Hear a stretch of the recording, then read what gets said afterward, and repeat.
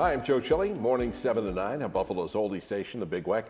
Joining us on the Big Weck's Buffalo on the Rise today is Vincent LoTempio, who is a patent attorney.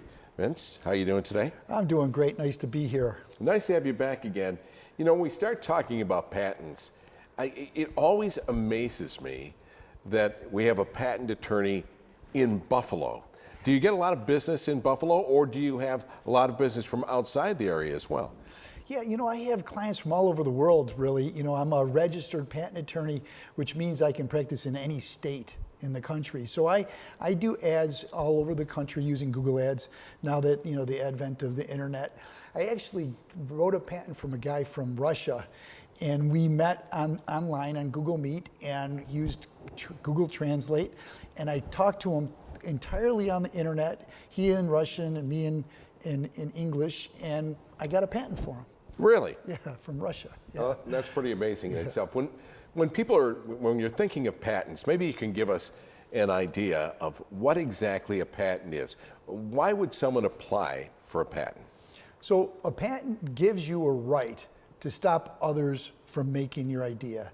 So the government basically makes a deal with you and says, look, we want free access of ideas throughout the country. We want people not to hold on to their secrets, because then we don't grow as a government. So you know, people with ideas, they want to hold them tight and they want to hold them as a secret. So the government says, look, we'll give you a head start. For 20 years, you're the only person that's allowed to sell this thing. It gives you the head start. You're the first one out there. You can stop anybody from doing it. You can license out your idea, let somebody else to do it. But after 20 years, we're just going to give it to the public. It's going to be out there and anybody can use it. And this way, as a society, as humans, we can grow together. So is that like public domain? Yeah, exactly, yeah. So kind of like what they do with music, you know, if they license it for a amount of time and then it can become public domain. Yeah, copyright, you know, is as long as you live, you own the copyright in your music, and then 70 years after you die, and then it becomes public domain. Like, you could use Vivaldi's music right now any way you want.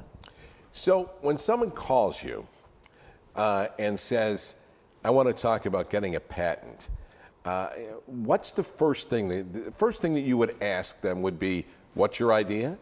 Yeah, you know, on that first phone call, I really don't ask them what their idea is. I know that the inventors want to keep it really tight. So I want to give them general information that, look, have you used it in public?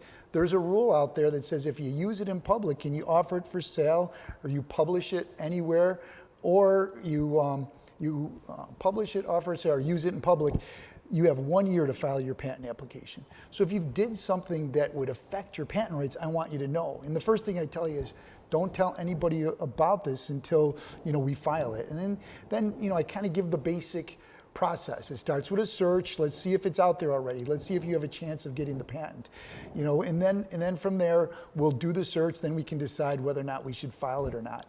And also the other thing I say is, look, it's not like a lottery ticket where you're just going to tell somebody, you know, here's my idea, and you're just going to start making money. You, as the patent owner, as the inventor, have to start wearing hats that you probably never wore before. You have to learn how to market, manufacture, and distribute a product. So we got to figure a game plan, have a business plan to go forward on how you're going to do that. If I wave a magic wand over your head, Joe, and give you a patent, what are you going to do with it? You know, what are you going to do with it? Vince, and we're talking to Vince LoTempio, who's a patent attorney. Vince, is a patent good all over the world? So no, patents are local, and it's just you know, in the U.S. And there is something called the Patent Cooperation Treaty, where all the industrial companies in the countries in the world have said, look, we know you can't just file in every country day one. So if you file in your home country and you're part of this treaty, which mostly all the countries are, we'll give you 1 year to file in any other country. And then if you file what's known as a PCT application, Patent Cooperation Treaty application, we'll give you 30 months to decide where you go. So it's basically, it holds the filing date for you, gives you a chance that if you're going to be on QVC in Germany next Tuesday, well, we better file something in Germany. So yeah, you're going to have to file in individual countries to answer your question. If somebody calls you that's watching today to apply for a patent, does the billing start the minute they get you on the phone? No, you know, I wish it did, but it doesn't. I basically give the first phone call for free. And I say, look, if you want to come and see me, we can see you. I bill for the first hour, but if you do something, hire me to do a patent or a trademark, I'll credit it towards whatever you're doing. I don't have the time to meet with people and not get paid for my time. I get a lot of, I call them tire kickers. But yeah, I have a 15-minute phone call, which usually goes from half an hour to an hour because I don't stop talking. My wife says I'm a data dump. I just keep going. So usually that first phone call, I give out a lot of free information. So DD stands for data dump. Yeah. All right, we just have about a minute and a half left. Do you need to have a prototype? Does an inventor have to have a prototype? That's a misconception. People think that they need a prototype and that the U.S. Patent Office has a big, huge warehouse of 1 million inventions, but no, you don't need it.